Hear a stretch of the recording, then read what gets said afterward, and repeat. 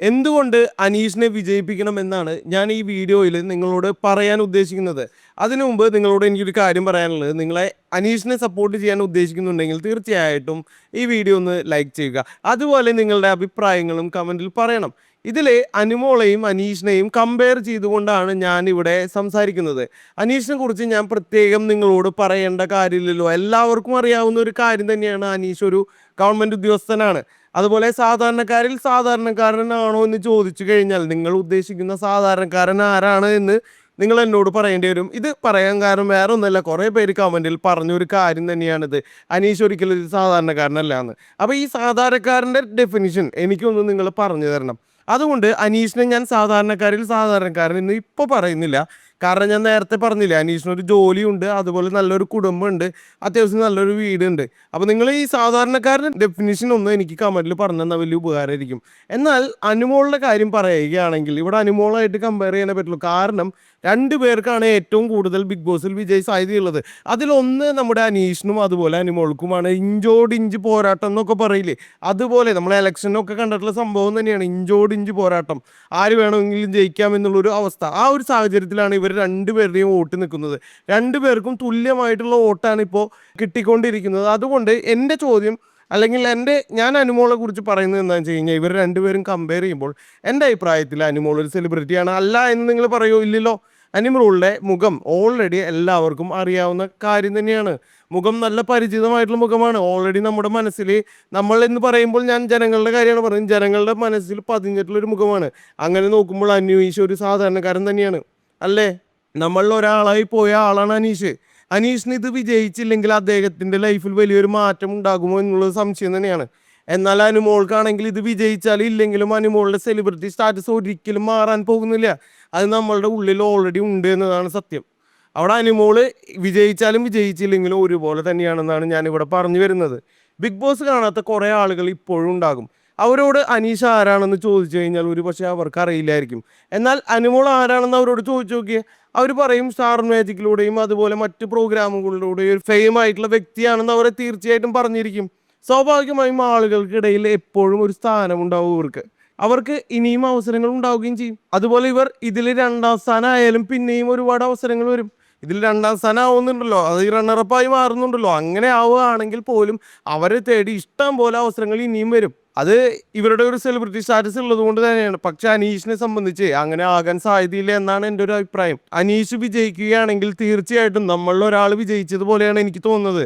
Celebrity status ഇല്ലാതെ വന്നതുകൊണ്ട് വലിയ വിജയം കരസ്ഥമാക്കുകയാണെങ്കിൽ പിന്നീട് വലിയൊരു സെലിബ്രിറ്റിയായി മുന്നോട്ട് പോകാൻ തന്നെ അനീഷിന് സാധിക്കും. പിന്നെ കുറേ ആളുകൾ പറയുന്നത് കേട്ടു, അനുമോള് പാവാട എന്നുള്ള കാര്യമൊക്കെ. പാവാട എന്ന് പറയുന്ന സംഭവം ഉണ്ടല്ലോ, ഇത് അനുമോള് ഭയങ്കര പാവാണ്, കുറേ കടമൊക്കെ ഉണ്ട്. ആരാ പാവല്ലാത്തത് നമ്മുടെ നാട്ടിൽ? ഞാൻ ചോദിക്കുകയാണ് നിങ്ങളുടെ അടുത്ത്. അപ്പോൾ സ്വാഭാവികമായിട്ട് എനിക്ക് പറയാനുള്ള കാര്യം എന്ന് വെച്ച് കഴിഞ്ഞാൽ, ഇങ്ങനെ തള്ളി മറിക്കുന്ന അല്ലെങ്കിൽ കുറേ കടമൊക്കെ ഉണ്ടെന്ന് പറയുന്ന ആ ഒരു മെഴുകലൊക്കെ നിർത്തേണ്ട സമയം കഴിഞ്ഞു. കാരണം എന്താ വെച്ച് കഴിഞ്ഞാൽ, നിങ്ങൾ അനുമോളുടെ മെറിറ്റുകളെ കുറിച്ച് സംസാരിക്കൂ, അനീഷിൻ്റെ മെറിറ്റുകളെ കുറിച്ച് സംസാരിക്കൂ, അവരുടെ ഗെയിമിൻ്റെ രണ്ടുപേരെയും സ്ട്രാറ്റജിയെ കുറിച്ച് സംസാരിക്കൂ. ഒരാളവിടെ കരഞ്ഞു മെഴുകുന്നു, ഒരാളവിടെ എന്തൊക്കെയോ ചെയ്യുന്നു എന്ന് പറഞ്ഞിട്ടൊന്നും ഒരു കാര്യമില്ല. ഇവരുടെ മെറിറ്റുകളെ കുറിച്ച് സംസാരിക്കൂ, ഇവരുടെ വ്യക്തിത്വം എങ്ങനെയാണെന്ന് പറഞ്ഞ് സംസാരിക്കൂ, ഇവർക്ക് എന്താണ് പ്രശ്നങ്ങൾ എന്ന് പറഞ്ഞ് സംസാരിക്കൂ. ഇവിടെ ഇപ്പോൾ അനിമോൾക്ക് ഇത്രയും റീച്ച് കിട്ടാൻ കാരണം എന്ന് പറയുന്നത് ഒരു പക്ഷേ ആദിലയും നൂറയും ആയിരിക്കാം. അവരുടെ ഗെയിം സ്ട്രാറ്റജി, അവർ നൂറയെ വിജയിപ്പിക്കാൻ വേണ്ടി ചെയ്തിട്ടുള്ള ആ ഒരു കാര്യത്തിൽ, ടിക്കറ്റ് ടു ഫിനാലൊക്കെ നേരിട്ട് കിട്ടിയിട്ടുള്ള ആളാണ് നൂറ ഇപ്പോൾ ഔട്ടാവാൻ പോവുകയാണ്. അപ്പോൾ സ്വാഭാവികമായിട്ടും അപ്പോൾ ഈ നൂറയെ വിജയിപ്പിക്കാൻ വേണ്ടി ഇവർ ചെയ്തിട്ടുള്ള കാര്യം അത് അനുമോൾക്ക് ഗുണമാകുകയാണ് ചെയ്തിട്ടുള്ളത്. അതുപോലെ തന്നെ ഇവിടുന്ന് പോയിട്ടുള്ള എല്ലാവരും അനുമോളെ മാത്രം, ഇപ്പോൾ നിങ്ങൾക്ക് നോക്കി കഴിഞ്ഞാൽ അറിയാം, ഇവിടുന്ന് പോയിട്ടുള്ള അപ്പാനി ശരത്തായാലും ആരായാലും അനുമോളുടെ അടുത്ത് പോയിട്ട് അനുമോളെ പുറത്താക്കാൻ എന്നുള്ള രീതിയിലാണ് അവർ പോകുന്നത്. പക്ഷെ ആ അനുമോൾക്ക് ഗുണമായി മാറുകയാണ് ചെയ്തിട്ടുള്ളത്. ഭയങ്കരമായിട്ടുള്ള ഒരു സെന്റിമെന്റ്സ് പ്രേക്ഷകരുടെ ഇടയിൽ ഇത് വർക്കൗട്ട് ആക്കാൻ വേണ്ടിയിട്ട് അനുമോൾക്ക് സാധിച്ചു എന്നുള്ളതാണ് സത്യം. എന്തായാലും എന്തൊക്കെ കാര്യം പറഞ്ഞാലും ഞാൻ പറയുന്നത് എന്താണെന്ന് വെച്ച് കഴിഞ്ഞാൽ, നിങ്ങളുടെ വോട്ടുകൾ നിങ്ങളുടെ ഇഷ്ടത്തിൽ തന്നെ ചെയ്യുക. അതിൽ എനിക്കൊരു തർക്കവുമില്ല. നിങ്ങളുടെ ഇഷ്ടത്തിന് നിങ്ങളുടെ വോട്ടുകൾ ചെയ്യുക. അനുമോൾക്കായാലും അനീഷിനായാലും രണ്ടുപേർക്കും ഞാൻ പറയുന്നു, രണ്ടുപേർക്കും ഇതിനുള്ളൊരു സംഭവമുണ്ട്. പക്ഷെ എൻ്റെ പോയിന്റ് എന്താണെന്ന് വെച്ച് കഴിഞ്ഞാൽ, നിങ്ങൾ അനീഷിനാണ് വോട്ട് ചെയ്യുന്നതെങ്കിൽ ഒരു സാധാരണക്കാരൻ വിജയിച്ച് കയറി, ബിഗ് ബോസിന്റെ ചരിത്രത്തിൽ തന്നെ ആദ്യമായ ഒരു കോമണർ വിജയിച്ച് കയറി വന്നു എന്നുള്ളതാണ് അതിലെ ഏറ്റവും വലിയ സത്യം.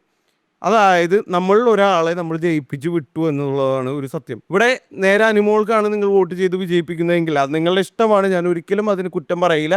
അങ്ങനെയാണെങ്കിൽ അനുമോളാണ് ജയിച്ചു വരുന്നതെങ്കിൽ അനീഷിനെ സംബന്ധിച്ച് വലിയ രീതിയിലുള്ള സ്വീകരണങ്ങളോ കാര്യങ്ങളോ അല്ലെങ്കിൽ വലിയൊരു നേട്ടം അനീഷിന് കിട്ടിയോ എന്ന് തന്നെ സംശയമായിട്ട് ഇരിക്കേണ്ടി വരും. പക്ഷേ അനുമോൾക്ക് രണ്ടാം സ്ഥാനമാണെങ്കിലും ഒന്നാം സ്ഥാനമാണെങ്കിലും ഈ സെലിബ്രിറ്റി സ്റ്റാറ്റസ് സ്ഥിരമായി തന്നെ നിന്നുകൊണ്ടിരിക്കും.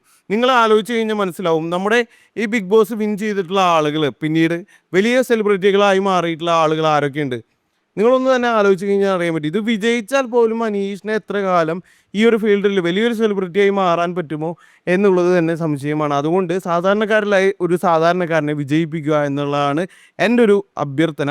അത് നിങ്ങൾ മാനിക്കുകയാണെങ്കിൽ എനിക്ക് വലിയ സന്തോഷം, അതുപോലെ അനീഷിനും വലിയ സന്തോഷം, സാധാരണക്കാർക്കും വലിയ സന്തോഷമായിരിക്കുമെന്നാണ് ഞാൻ വിചാരിക്കുന്നത്.